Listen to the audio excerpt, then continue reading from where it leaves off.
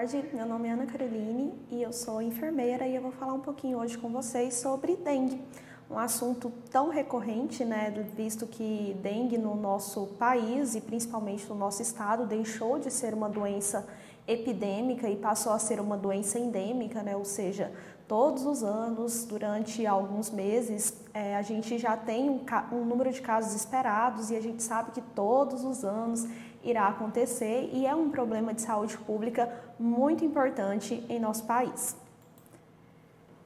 E a dengue, né, é a doença mais prevalente transmitida por um artrópode no mundo e sendo o Brasil um dos maiores problemas de saúde pública.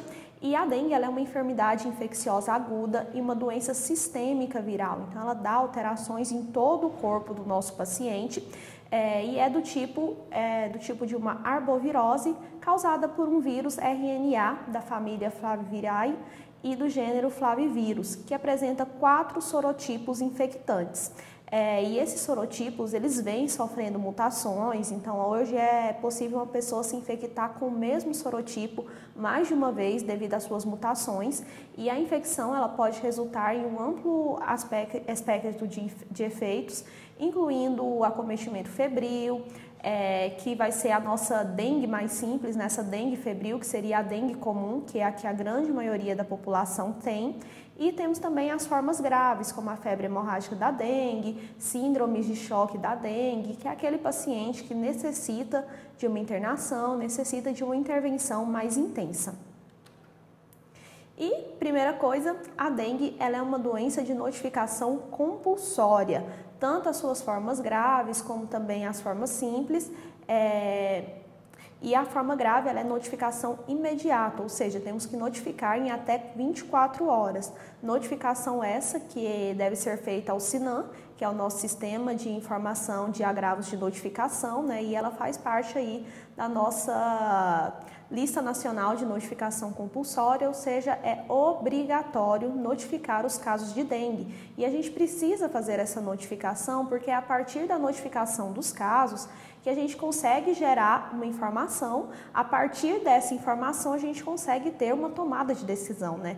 Quando a gente pensa nos nossos serviços de saúde, ninguém vai conseguir fazer nada se não souber o que está acontecendo. Então precisa ser notificado para a gente saber quantos casos estão acontecendo, em que época mais se acontece, em que região mais acontece, para gerar esses dados e futuramente esses dados virarem informações e essas informações cair para a gente como uma tomada de decisão. Então, tanto os casos quanto os óbitos devem ser notificados. E pensando um pouco na nossa epidemiologia, né? Como eu disse, é uma doença que deixou de ser epidêmica e passou a ser endêmica em nosso país. E em 2019, até a 5ª semana epidemiológica, que foi de 30 de dezembro a 2 de fevereiro, foram registrados 54 mil casos de dengue, casos prováveis de dengue, perdão. E assim, é um número extremamente alarmante, um número preocupante, porque são muitos casos de dengue, visto que grande parte desses casos podem sim, como evoluíram para a dengue hemorrágica. Dengue essa que pode levar a óbito. E nesse mesmo período, no ano de 2018, foram registrados somente 21 mil casos prováveis. Então, assim, de 2018 para 2019, a gente teve um salto gigantesco, né? E um salto negativo, porque de 21 passamos a 54 mil casos. Então, isso é muito preocupante. E a região sudoeste apresentou o maior número de casos prováveis, com 32 mil casos, e em relação ao total do país, seguida das regiões centro-oeste, norte e nordeste, né? Então a gente chama a atenção um pouquinho aí para a questão do centro-oeste, que é onde Goiás está situado, né? Então região centro-oeste teve 10 mil casos prováveis de dengue, então um número também muito alto, né? Isso se dá pela questão do clima do nosso estado, né? Então um estado que é quente, tem um período chuvoso, que é assim campo fértil para o mosquito Aedes aegypti se reproduzir.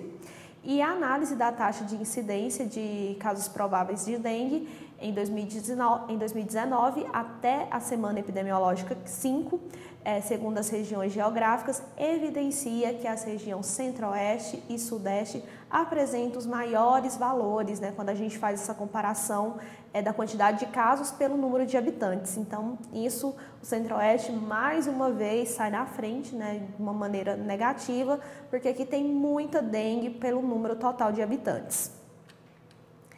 E na análise das unidades de federação, né, ou seja, dos nossos estados, destaca-se Tocantins, Acre e Goiás, com 108 mil casos por 100 mil habitantes, então um número bem grande, e Mato Grosso, Espírito Santo e Minas Gerais. Então aí nesse gráficozinho dá para ver a quantidade de casos ali na região Centro-Oeste, mais precisamente em Goiás.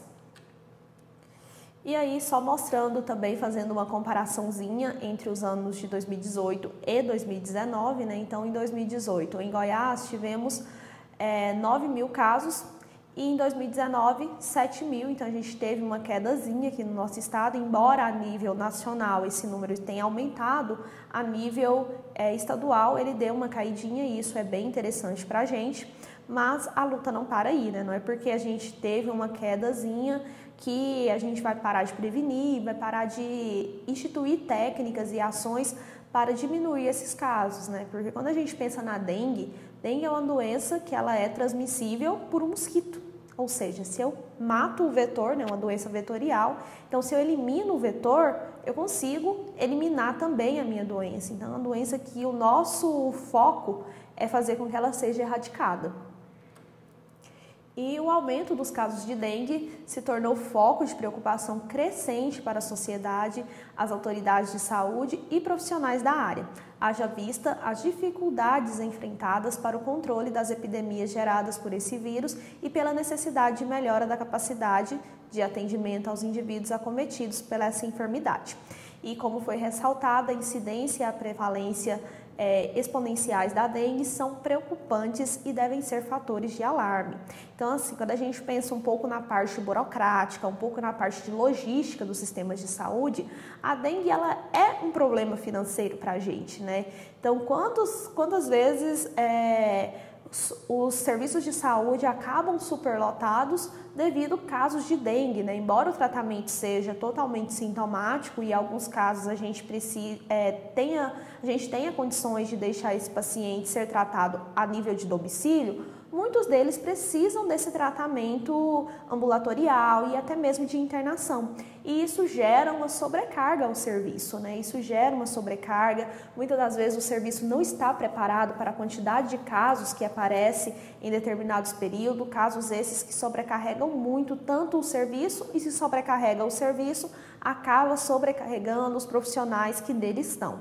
Então acaba sendo acaba deixando o nosso serviço mais defeituoso. E aí vamos entender um pouco o que é esse vírus, né? Esse vírus que tanto se fala por aí, o que ele faz no nosso corpo, como ele age no nosso corpo, por que a sintomatologia da dengue é tão intensa, por que algumas pessoas evoluem para casos graves, por que outras pessoas não evoluem para casos tão graves. E aí, para melhor compreender, né, essa fisiopatologia, o que esse vírus faz no nosso corpo, é fundamental conhecer a sua morfologia, conhecer como ele é. Sabendo como ele é, a gente consegue entender melhor o que ele faz com a gente e o seu ciclo de vida. E esse vírus, né, ele é um vírus envelopado, isso já é importante para a gente, né? Então o fato dele ser um vírus envelopado, isso significa que ele tem maior proteção, isso significa que ele tem maior resistência. E esse envelope viral, que é uma glicoproteína, né, uma bicamada lipídica, e por ser de bicamada lipídica, acaba deixando ele mais resistente, como eu falei, e também vai ajudar, ele vai servir esse envelope no vírus da dengue, ele serve como se fosse uma âncora. Então ele ajuda com que o vírus da dengue infecte as nossas células, né? E eu vou falar também que mais na frente que esse vírus ele tem um tropismo, ele tem uma atração pelas células do nosso sistema imunológico. Então isso é bem complicado para a gente, porque ele ataca justamente quem deveria nos defender. E isso acaba fazendo com que a sintomatologia gerada por essa enfermidade seja tão intensa. Então, esse vírus envelopado, ou seja, ele tem mais proteção, ajuda esse vírus a penetrar nas nossas células, pertence à família Flaviviridae e sua partícula esférica é composta por 3 proteínas, né? Um capsídeo, uma pré-membrana com uma membrana e o envelope. E, além disso, possui 7 proteínas não estruturadas. E tudo isso é codificado por um RNA viral de fita simples, senso positivo, sendo o genoma 11KB. E o material genético ele é traduzido em uma única e longa proteína, que posteriormente é clivada, ou seja, separada pela NS3 e proteases do hospedeiro, formando as 5 estruturas descritas acima. E nas células infectadas, os antígenos do vírus da dengue, expressos na membrana celular, introduzem fenômenos positivos de eliminação imune dos linfócitos TCD8. E os macrófagos ativados ou lisados pelas células citotóxicas liberam tromboplastina, iniciando fenômenos de coagulação. Mas isso no início, depois ele vai mudar um pouco a sua fisiopatologia. E as proteases ativadoras do complemento, que são responsáveis pela lise celular e pelo choque. E aí depois vamos ter o início dos fatores de necrose tumoral alfa, que dão de origem macrofágica e linfocitária, que se encontram em níveis séricos elevados em casos graves da febre hemorrágica da dengue. Então, durante esse período de febre hemorrágica da dengue, os fatores de necrose tumoral alfa vão ficar bem intensos. E células inflamatórias e endoteliais são alvos dessa citocina, contribuindo também para a trombocitemia, ou seja, para diminuir agora esses fenômenos de coagulação, que aí vai gerar aquele sintoma clássico da dengue, né, que leva a uma hemorragia. Então, o paciente vai ter várias microhemorragias no corpo, que pode levar ele a ter uma desidratação. E o favorecimento ao consumo de plaquetas dá-se através da indução da interleucina 8, estímulo da liberação de estaminas pelos basófilos e aumento da permeabilidade vascular. Então, agora sim começa esse sintoma, né? Então, quando ele aumenta a permeabilidade vascular, os líquidos ali vão ser extravasados para o espaço intersticial e, ao extravasarem para o espaço intersticial, o paciente vai perdendo volume. Então, quando o paciente perde volume, não interessa qual seja a causa, se o meu paciente está perdendo volume, ele está entrando em um quadro hemorrágico. Então, ele pode perder volume e está entrando em quadros de desidratação, e é bem preocupante, porque um paciente desidratado, ele pode caminhar para um choque hipovolêmico e depois de um choque, uma parada cardiorrespiratória e um óbito. Então, por ele fazer essa questão, ter esse favorecimento ao consumo plaquetário através da indução da interleucina 2, aumenta a permeabilidade vascular, né? Então, a gente já tem uma certa permeabilidade vascular, porém, nossa permeabilidade vascular, ela é controlada. Então, não deixa que eu fique perdendo os meus líquidos para espaço intersticial. Mas, durante a infecção causada pela dengue, vai aumentar essa permeabilidade, o líquido extravasa, teremos desidratação intensa. E o baço, né, ele é um órgão acometido na febre hemorrágica da dengue, chegando a ser afetado em 77% dos casos em que o consumo comumente, né, ocorre uma congestão e uma hemorragia a nível de baço. Então, o paciente ele pode ficar com uma esplenomegalia. Então, através de um exame físico, da palpação durante um exame físico, a gente consegue verificar que o baço desse paciente está aumentado. E na febre hemorrágica da dengue, os linfócitos B estão nitidamente aumentados, fundamentalmente em fase aguda. E isso enfatiza ainda mais a atuação dessas células na eliminação humoral direta, via neutralização dos complexos de antígenos virais. E na comparação das infecções que causam dengue clássica com as que precipitam para a febre hemorrágica da dengue. E pode-se dizer, né, que as natural killers, essas células matadoras naturais, aparecem mais cedo na febre hemorrágica da dengue e também desaparecem mais rapidamente. E, de forma geral, né, o aumento também da expressão do CD38 nos linfócitos TCD8 e TCD4 durante a resposta ao vírus da dengue, em qualquer apresentação. Então, ele vai justamente ali agredir essas células citotóxicas, né, do nosso sistema imunológico. E quanto à fisiopatologia, após a picada do mosquito e a inoculação do vírus, ocorre sua disseminação para os nossos linfonodos locais e lá ele começa a se multiplicar e atacar as nossas células, também para as nossas células musculares estriadas, né, que aí vai gerar também aquele sintoma clássico da dengue, que é uma mialgia intensa. Quem já foi acometido por essa afecção, ele sente uma dor no corpo muito extrema e é graças a isso. E também os nossos fibroblastos e em seguida leva a viremia no organismo. Posteriormente, o agente causador se espalha para as outras partes do corpo de forma livre no plasma e no interior dos nossos monócitos e macrófagos, já sendo evidenciado o início da ação do sistema imune. Então, aí o sistema imune começa a agir contra o vírus, porém, o vírus acaba invadindo as nossas células imunológicas e gerando a doença.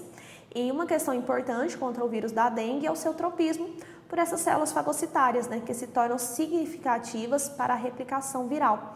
Então, como eu falei, ele ataca justamente quem está lá para nos defender. Ele vai justamente lá quem está formando aquele cordão de proteção no nosso corpo e ataca ele. E a transmissão, né, como acontece essa transmissão? Então, ela é transmitida principalmente pela fêmea do mosquito Aedes aegypti, né? Então, esse mosquito que é um mosquito que tem um hábito urbano, é um mosquito muito comum no nosso país, porém, a gente tem que lembrar que nem todos os mosquitos Aedes aegypti estão infectados pelo vírus. Então, eu preciso de um mosquito Aedes aegypti que esteja infectado pelo vírus da dengue e eu preciso também que seja a fêmea desse mosquito, porque somente a fêmea do mosquito Aedes aegypti tem esse hábito hematofágico, né? Que então ela se alimenta pelo sangue dos humanos, então ela se alimenta pelo nosso sangue e também tem esse hábito antropofílico, desculpa. Então, por ter esse hábito também, que é esse hábito parasitário, então ela precisa de humanos para sobreviver. E por ela ter esse tipo de hábito, quando ela vem se alimentar do nosso sangue, acaba que ela transfere o vírus para a pessoa que ela se alimentou. E cerca de milhões de pessoas possuem alto risco de infecção por essa arbovirose, particularmente aquelas que residem em países tropicais, que é o caso do nosso país, né? Então, o Brasil ele tem o clima propício para a replicação desse mosquito. Então, se tem muito Aedes aegypti, infelizmente, boa parte deles estarão infectados pelo vírus da dengue. E em que tem essa temperatura elevada e uma umidade também elevada que vão favorecer a reprodução do vetor em recipientes com água parada ou com sujidades, né? Então, antes a gente tinha a visão de que o Aedes aegypti ele só iria se fazer as suas póstulas em água limpa, mas hoje não, até mesmo em água que esteja com sujidade, ele consegue fazer a póstula dos seus ovos. Após essa póstula, quando esse nível da água sobe um pouquinho, vai acontecer a eclosão desses ovos, forma larval, forma de mosquito. E além disso, as relevantes incidências e prevalências de casos da doença estão associadas à alta capacidade de resistência desses ovos que são depositados, dos ovos depositados pelo vetor e a variação do ambiente, como por exemplo, né, a diminuição do ambiente ao aumento da temperatura e a ausência de água por um período de 450 dias. Então, uma fêmea ela pode fazer a sua póstula, pode ficar 450 dias sem entrar em contato com água, que se no dia 300 entrou em contato, esse ovo vai acabar eclodindo. Então, resumindo, nessa transmissão sempre vai acontecer por esse ciclo: homem, Aedes aegypti, homem. Então, vem o Aedes aegypti que não tem o vírus, pica um homem infectado e começa a fazer essa transmissão. E agora algumas características, né, do nosso mosquito esse bastante conhecido. Então, o Aedes aegypti ele mede menos de 1 centímetro, um mosquito muito pequeno, que tem cor café ou preta e tem as famosas listas brancas, né, que o diferencia de outros pernilongos mais comuns. nas suas pernas. E o mosquito ele costuma picar nas primeiras horas da manhã e também nas últimas horas da tarde, porque ele evita o sol quente. Então ele sempre vai estar picando nos períodos mais frescos do dia. Mas mesmo nas horas quentes ele pode atacar à sombra ou até mesmo dentro de casa. E o Aedes aegypti, ele se caracteriza por ser um inseto de comportamento estritamente urbano, sendo raro encontrar amostras dos seus ovos ou larvas em reservatórios de água nas matas. E, em média, o mosquito ele vive em torno de 30 dias e a fêmea chega a colocar entre 150 a 200 ovos de cada vez. E ela é capaz de realizar inúmeras posturas no decorrer de sua vida, já que copula com o macho uma única vez, armazena os espermatozoides em suas espermatecas e vão fazendo essas posturas durante vários dias. E os ovos são postos milímetros acima da superfície da água, em recipiente como latas, garrafas vazias, pneus, enfim.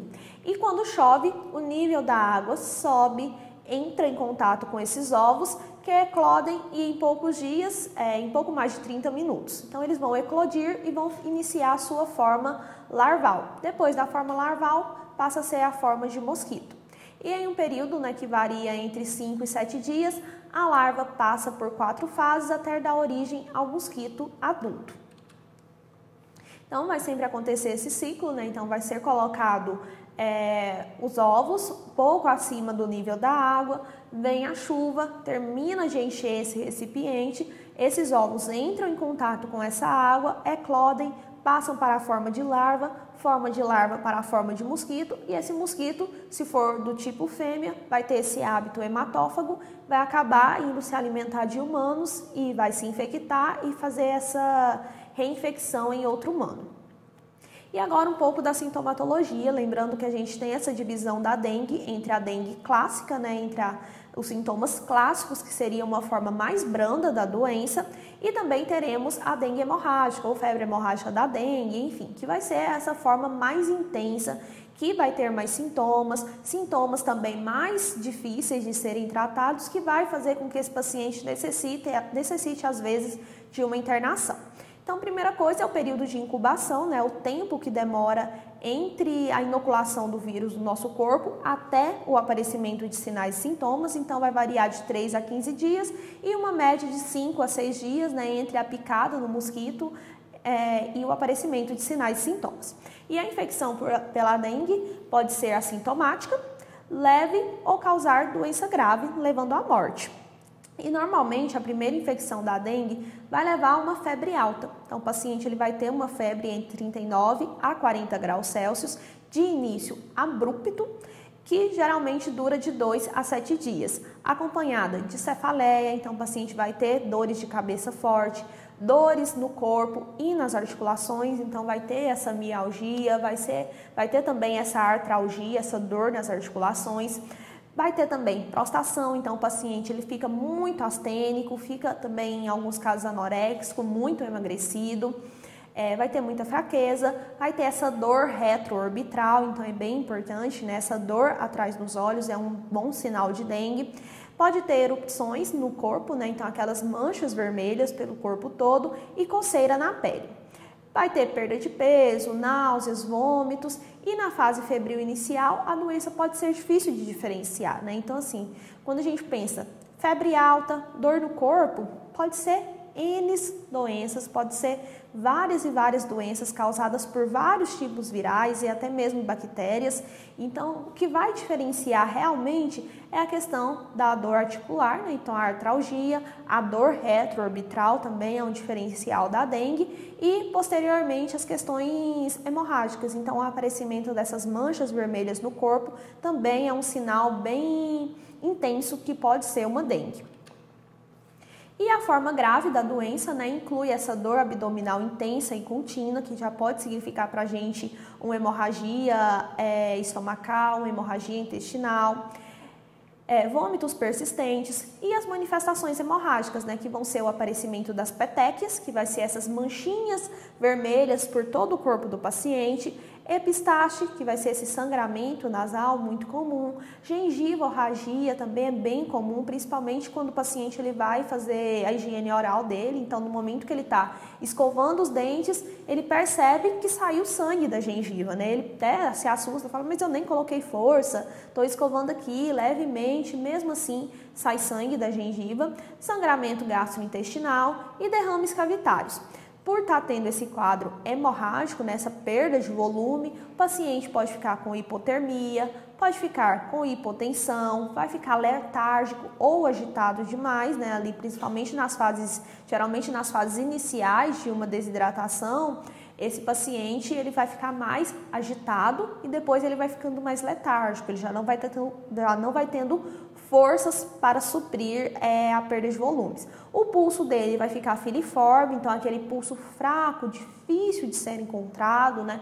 Mas a gente precisa garantir, ver como é que está a frequência cardíaca desse paciente, fazer essa contagem correta, né? Nada de fazer contagem e multiplicar, então fazer a contagem durante 1 minuto, com muita calma, porque é difícil encontrar o pulso desse paciente e ele pode ter uma sede excessiva, principalmente nos estágios iniciais, porque com o avançar da desidratação, essa sede vai desaparecendo e pode ter essa boca seca.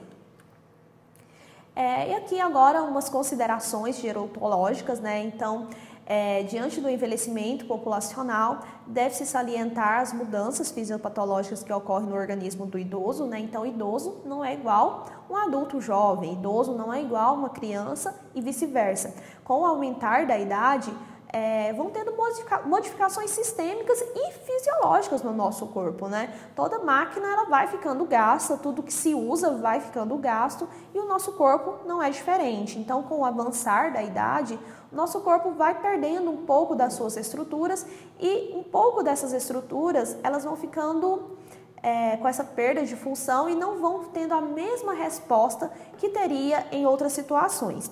E entre as modificações evidenciadas, né, verifica-se alterações imunológicas identificadas e caracterizadas como essa imunossenescência. Então, com o avançar da idade, nosso sistema imunológico já não reage mais da mesma maneira, já não reage mais com a mesma rapidez e já não reage mais com a mesma eficácia de antes. Desencadeando mudanças no padrão de defesa do indivíduo e na manutenção da homeostase, ou seja, do equilíbrio frente a essas infecções, frente a essas afecções, inflamações, neoplasias, enfim. E a vista disso, né, o imunossenescente, ou seja, o idoso que já está com seu sistema imunológico mais deteriorado, se torna mais susceptível às infecções e apresenta menor resposta às imunizações quando comparado com sistemas imunes mais jovens. Lembrando, eu não coloquei aqui, mas lembrando que crianças também têm uma maior dificuldade de reagir frente às infecções, tá? Então, os dois extremos de idade, crianças e idosos, né? Crianças pelo fato de estar com seu sistema imunológico mais deteriorado e as crianças pelo fato de estarem com seu sistema imunológico ainda em formação. E por estar ainda em formação, não tem uma resposta ainda tão específica, tão imediata, tão rápida contra os nossos micro-organismos patológicos. E sendo assim, a maior quantidade de pessoas com idade igual ou superior a 60 anos, internadas com sintomatologia severa de arbovirose, pode estar relacionada à deterioração do seu sistema imunológico com o avanço da idade. Então, resumindo tudo isso, idosos têm maior predisposição para dengue hemorrágica. E dengue hemorrágica em idosos pode levar a óbito com muita facilidade. Então, como eu falei no começo, o tratamento de dengue é sintomatológico. Tem pessoas que o tratamento dela vai ser a nível de domicílio, ela vai fazer os exames, vai detectar que realmente é a dengue, vai sair com uma prescrição médica, vai tomar medicamentos, mas vai ser a nível domiciliar. Idosos, a gente precisa tomar cuidado com isso. Idosos nem sempre vai ter como fazer esse tratamento a nível domiciliar. Às vezes ele vai precisar de um atendimento ambulatorial, talvez até mesmo internação. E o diagnóstico, né, da dengue como ela é uma doença que tem um amplo aspecto clínico, então assim, ela tem vários e vários sintomas que podem ser confundidos com muitas doenças. Então, ela apresenta formas que podem ser assintomáticas, tem formas que podem ser oligossintomáticas, ou seja, poucos sintomas, pode ter uma febre e uma mialgia, febre e dor no corpo, muito inespecífico. Pode ser assintomáticas comuns, que aí a gente já vai ter uns sintomas mais esclarecedores, né, como por exemplo a dor retroorbital, sintomáticas graves e sintomáticas letais, que aí quando a gente pensa nas questões hemorrágicas e na perda de volume do paciente. Varia desde a forma febril autolimitada até uma forma hemorrágica, né? Existem muitas pessoas que falam, gente, eu tive dengue e eu nem sabia. Eu tive dengue, fiquei mal 2, 3 dias, melhorei sozinha mesmo em casa e nem tive tanta coisa, enquanto outros vão precisar de internação e até mesmo podem evoluir para óbito. E o diagnóstico da dengue ele é baseado em sinais e sintomas expressados pelo paciente e em exames laboratoriais e complementares que vão otimizar, né, esse diagnóstico e tem o intuito de confirmar os achados clínicos, né? Lembrando que os casos de febre hemorrágica da dengue, eles têm essa notificação imediata, então tem que ser imediatamente notificado, imediatamente comunicado o que está acontecendo. E os sorotipos do vírus, ele pode desencadear as manifestações, sinais e sintomas diversos em associação com o estado imunológico do paciente. Então, os nossos imunossenescentes, os nossos idosos têm maior predisposição a ter sintomas mais intensos, crianças, pacientes com doenças autoimunes, como por exemplo, pacientes portadores de AIDS, do vírus do HIV e até mesmo a forma AIDS da doença. Temos também pacientes que fazem uso de corticoides, que fazem uso constante de imunossupressores, então são pacientes também que têm maior predisposição a ter a forma mais grave da doença. Também dengue de repetição, né? Então a reincidência dessa patologia também é um fator que vai determinar para a gente que esse paciente possa ter uma forma mais grave. Então, resumindo, esse diagnóstico vai ser os sinais clínicos, a gente vai ver a questão da fragilidade capilar desse paciente, também as questões sorológicas e o isolamento viral e o anatomopatológico. E com o intuito de auxiliar, né, os profissionais na identificação da dengue, há exames complementares, além desses exames dos exames de hematócrito, hemoglobina, leucograma, contagem de plaquetas, que também é bem importante. Então, pacientes que estão com as plaquetas abaixo de 150 mil são pacientes preocupantes, porque eles podem estar entrando em quadros de dengue hemorrágica. E a gente tem o nosso teste de fragilidade capilar, conhecido popularmente como prova do laço, que pode ser também solicitados para a confirmação e o auxílio durante esse diagnóstico.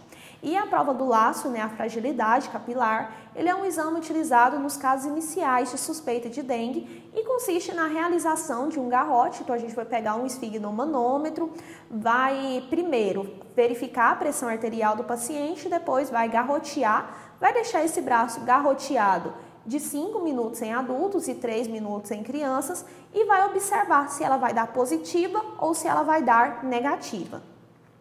E a técnica, né, consiste em desenhar na região do antebraço do paciente um quadrado de 2,5 milímetros mais ou menos e verificar a pressão arterial do paciente. Fazer essa verificação manual com o esteto e o esfigmo. Verificou a pressão arterial, a gente vai calcular o valor médio, que é muito simples, que é simplesmente pegar a pressão arterial sistólica, dividir pela pressão arterial somar com a pressão arterial diastólica e dividir por 2. Assim a gente vai conseguir encontrar o valor médio. Encontramos essa média da pressão arterial, a gente vai insuflar o nosso manguito até esse valor e manter por 5 minutos ou em adultos, 3 minutos em crianças ou até o aparecimento de petequias. Então, as petequias são esses pontinhos vermelhos que aparecem na nossa pele. Então, pontinhos vermelhos significa que está tendo fragilidade capilar. Significa que esses capilares, que a permeabilidade ali dos nossos vasos sanguíneos não está tão seletiva, que essa permeabilidade está aumentada e o sangue está extravasando para o espaço intersticial. Depois irá fazer a contagem desse número de petecas que ficou dentro desse quadrado. Se tiver mais de 20 petecas em adulto, significa que a prova do laço deu positiva e esse paciente pode estar com dengue. E se deu mais de 10 em crianças, também significa prova do laço positiva no paciente. Então, isso é uma imagem mostrando como o braço fica, né, com a pele do paciente fica cheio desses pontinhos vermelhos, que é resultado do extravasamento de sangue para o espaço intersticial. E aí, o tratamento ele vai ser basicamente sintomático. A gente não tem um retroviral, a gente não tem um medicamento que é específico, ou seja, esse medicamento é o da dengue, só se usa esse é o correto, a gente não tem. Então, a gente vai tratar os sintomas do nosso paciente. E aí, se ele está com cefaleia, a gente vai usar analgésicos. Com relação aos medicamentos, é importantíssimo salientar que esses pacientes com dengue não devem, em hipótese nenhuma, fazer o uso de medicamentos à base de ácido acetil salicílico, o nosso famoso AS. Por que os pacientes com dengue não podem fazer o uso de medicamentos à base de ácido acetil salicílico? Esses medicamentos, eles aumentam a hemorragia do nosso corpo. Então, ele é um medicamento que ele é anticoagulante. Então, se ele é anticoagulante, falando de uma maneira bem simples, ele vai deixar o nosso sangue com maior, ele vai favorecer hemorragias no nosso corpo. Então, imagina, esse paciente, ele já está com a permeabilidade capilar aumentada, ele já está com um número plaquetário baixo, né? Então, as plaquetas que são responsáveis por manter a coagulação, né? Se não fosse as plaquetas, um corte no dedo simples iríamos sangrar eternamente. Então, é graças às plaquetas que a gente vai ter esses fatores de coagulação no nosso corpo, vai fazer o nosso corpo coagular. Então, meu paciente, ele está com a permeabilidade vascular aumentada, está com poucas plaquetas e ele toma um medicamento que aumenta a hemorragia. Então, ele vai estar favorecendo a doença, ele vai estar fazendo com que a doença se intensifique mais. Então, com relação a medicamentos, porque esse paciente ele vai ter febre e ele vai ter dores no corpo generalizadas. Então, ele vai ter mialgia, ele vai ter artralgia, ele vai ficar extremamente astênico. Então, ele vai precisar de tomar analgésicos, ele vai precisar de tomar também um antipirético. Então, é interessante que esse paciente faça o uso, né, da dipirona, um medicamento muito fácil de ser encontrado, de fácil acesso, de baixo custo, ou paracetamol. Então, ambos esses são interessantes para a dengue. E aí a gente vai continuar com a reidratação oral, porque o paciente ele precisa se reidratar. Não adianta só tomar os medicamentos e não fazer essa reidratação. Então, vamos ter essa questão de fazer a reidratação oral. Em alguns casos, vai precisar-se de reidratação venosa. Então, somente lá nos casos de dengue hemorrágica, pacientes idosos, crianças, pacientes com alguma imunodepressão, eles vão precisar de reidratação reidratação venosa, seja ela ambulatorial, ou seja, ele vai lá, toma um medicamento, toma alguns litros de soro e vai embora para casa, ou paciente que fica internado ali por uma quantidade de dias para fazer essa reidratação. É importante manter essa atividade sanguínea, verificar os sinais vitais do paciente de maneira correta, não inventar sinais vitais. É um paciente que a gente pode ter uma dificuldade ao auscultar a pressão arterial dele, então acontece muito, às vezes, ter dificuldade de auscultar a pressão arterial e aí 12 por 8. Não é assim. Então, é um paciente que a gente tem que tentar, a gente tem que se concentrar e verificar para saber como está essa pressão arterial dele. Se ela estiver abaixando muito, é preocupante, significa que ele está entrando em choque. O paciente que está perdendo muito volume, ele vai ficar com essa pressão arterial bem diminuída, então a gente tem que verificar de maneira correta, fazer o controle dos líquidos ingeridos e eliminados, né? Se esse paciente estiver internado, é importante até mesmo fazer um balanço hídrico do paciente, né? Por que não? O balanço hídrico é algo tão simples de se fazer, então fazer esse balanço hídrico do paciente, ver a quantidade de líquidos que está sendo infundido,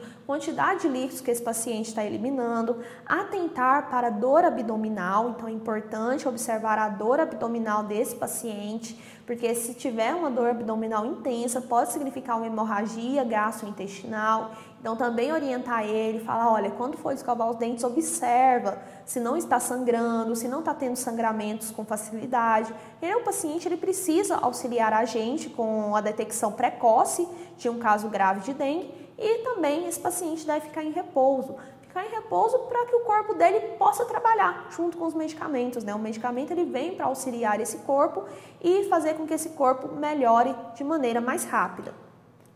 E melhor maneira de se tratar dengue, né, é através da prevenção. Então, é uma doença causada por um mosquito.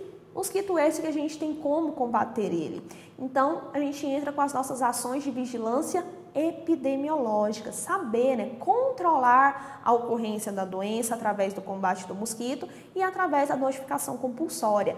A notificação é importantíssima, né? Lembrando que por ser notificação compulsória, já é de antemão obrigatório, né? Então, somos obrigados a notificar os casos de dengue e somos obrigados a notificar também os óbitos por dengue. Então, é porque com a notificação, né, a gente gera dados. Se gerou dados, vão gerar informações. E a partir dessas informações, vai se gerar uma tomada de decisão. Então, é importante fazer esse controle. É importante que o sistema como um todo saiba a quantidade de casos de dengue que estão acontecendo para a gente saber se vamos intensificar ou não as nossas iniciativas de combate, principalmente ao vetor, né? Porque hoje, a partir dos estudos, né, até então, a melhor maneira de erradicar a dengue é controlando o vetor.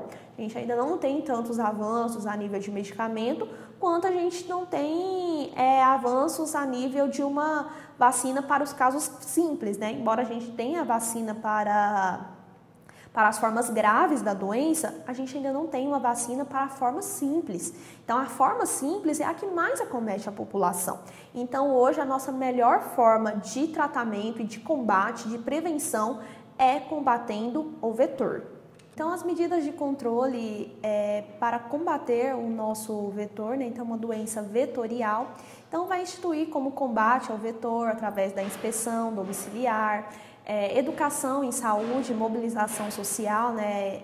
Questões essas que são de extrema importância e que são de responsabilidade de todos os serviços de saúde, mas um serviço de saúde que tem maior facilidade de fazer isso são as nossas estratégias de saúde da família, né? Então, a estratégia de saúde da família está lá próxima, está lá do ladinho da população. E a gente tem um profissional que é de extrema importância nesse ciclo de mobilização social, nesse ciclo de educação em saúde, que é o ACS, né?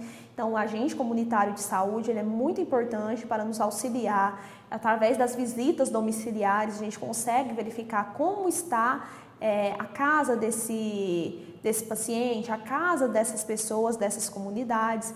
Também a eliminação dos criadouros, a capacitação de recursos humanos, que é importantíssimo. Então, não dá para a gente simplesmente esperar que venha uma vacina milagrosa, que venha um medicamento milagroso. Enquanto isso, a gente tem que ir combatendo da maneira que dá. E o combate é feito através da eliminação dos criadouros, eliminação do vetor. E assim, diferenciando um pouco dos conceitos, né, o mosquito Aedes aegypti, ele é popularmente conhecido como mosquito da dengue, porque a gente associa ele sempre à transmissão da dengue, porém ele transmite também zika, transmite também chikungunya e também transmite a febre amarela, né? Então, a febre amarela ela é transmitida, a gente tem 2 ciclos dentro da doença febre amarela, a gente vai ter o ciclo silvestre e vai ter o ciclo urbano. Então, no ciclo silvestre, a gente vai ter um mosquito hemagogos que vai fazer esse ciclo mosquito, macaco e mosquito, né? E o homem acaba entrando no meio desse ciclo acidentalmente. Mas esse homem que entrou no meio do ciclo acidentalmente traz para o meio urbano o vírus da febre amarela. E aí, por trazer o vírus para o meio urbano, quem vai continuar esse ciclo é o Aedes aegypti. Então, ele transmite também a febre amarela na sua forma urbana. Então, só para a gente diferenciar os conceitos bem tranquilinho, com relação à febre. Na zika, a gente vai ter uma febre baixa e pode estar presente. Chikungunya, uma febre alta e de início imediato e quase sempre presente. E na dengue, a gente tem uma febre alta de início imediato e sempre presente. As dores articulares, né, então as nossas artralgias. Na zika, dores leves que podem estar presentes. Na chikungunya, dores intensas e presentes em quase 90% dos casos. E na dengue, dores moderadas e quase sempre presentes. As manchas vermelhas no corpo, que é conhecida como as petequias, né? Então é graças a esse extravasamento para o espaço intersticial. Na zika, quase sempre presente e com manifestações nas primeiras 24 horas. Na chikungunya, se manifestam nas primeiras 48 horas e pode estar presente. E a dengue pode estar presente. Coceira. Na zika, pode ser de leve a intensa e pode estar presente. Na chikungunya, presente em 50% a 80% dos casos de intensidade leve. E na dengue, é leve e pode estar presente. A vermelhidão nos olhos pode estar presente na zika, pode estar presente na chikungunya e na dengue não está presente. Na dengue, com relação aos olhos, a gente vai ter uma dor retroorbital, uma dor atrás dos olhos. Porém, esses olhos não vão ficar avermelhados. E era isso, gente. Assim, dengue é uma doença, é uma questão de saúde pública muito importante. Ela gera um gasto tanto de recursos financeiros quanto de recursos humanos que muitas das vezes acaba sendo desnecessário. Então, uma superlotação de serviço por dengue é algo assim que você vê que é um déficit no nosso sistema de saúde, né? Ter sistemas de saúde superlotados pela dengue significa que não está ok, significa que as nossas prevenções não estão sendo feitas adequadamente, né? A nossa promoção não está sendo feita adequadamente. E a gente precisa melhorar nesse sentido de promoção, nesse sentido de prevenção, no sentido de conscientização da população para que a dengue seja, que a gente consiga minimizar ao máximo os nossos casos, né, a nossa incidência, também consiga minimizar para que essa dengue não evolua para as formas graves, porque pode sim levar o paciente a óbito e assim é complicado você falar hoje que um paciente foi a óbito por dengue, que é uma doença que ela é fácil de se diagnosticar, ela é fácil de se prevenir e ela é relativamente fácil de tratar. Então, a gente precisa ter um maior controle dessa doença para que ela vá diminuindo drasticamente os números de casos e talvez um dia, quem sabe, a gente consiga erradicar essa doença. Muito obrigada pela atenção, esse aí é o meu e-mail, caso tenha alguma dúvida, algum comentário, alguma sugestão, podem ficar à vontade.